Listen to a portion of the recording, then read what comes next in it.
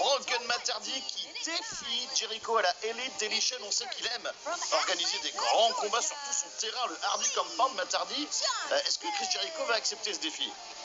J'espère que oui, et j'ai hâte de voir Sami. Il faut qu'il se calme, Matardi. Sami Guevara, il parle plus de 150 langues, dont plein qui n'existent pas. Donc il va se calmer. Il va arrêter de dire du mal de Sami, parce que je suis pas content. Lee Johnson, qui va être l'adversaire de Brody Lee. Ils ont Lee en commun. Lee Johnson, vous avez vu sur le graphique qu'il a déjà une défaite chez AEW. C'était la veille de ce show face à son entraîneur, QT Marshall. Il a paumé contre QT Marshall. Et j'ai l'impression que contre Brody Lee, ça va pas trop le faire. On accueille l'exalté Monsieur Brody, mesdames, messieurs.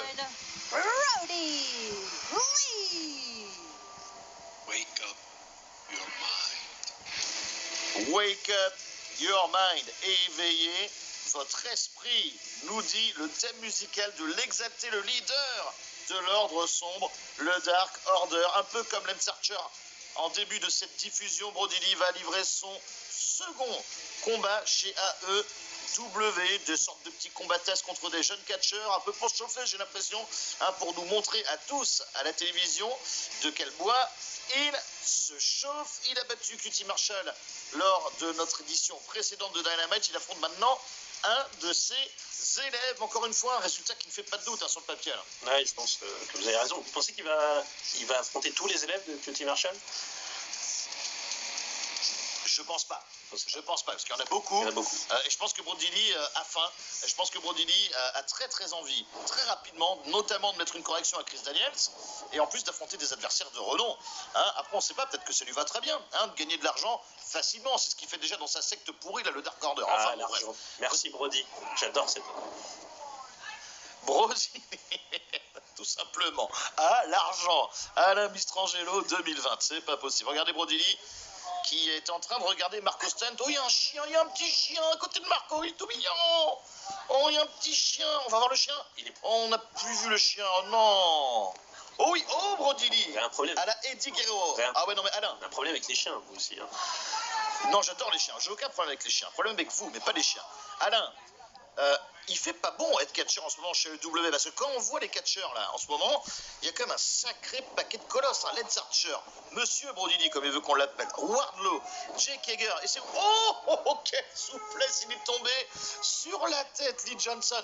Et c'est pas que des gros balèzes, c'est pas comme dans les années 80, vous vous souvenez les gros mecs là, qui savaient pas bouger. Là on a des athlètes extraordinaires, ça fait peur le roster à EW là. Oui, parce qu'ils sont balèzes et techniques. Ce qui fait mal. Mais oui, je suis surpris de voir Marco Stunt.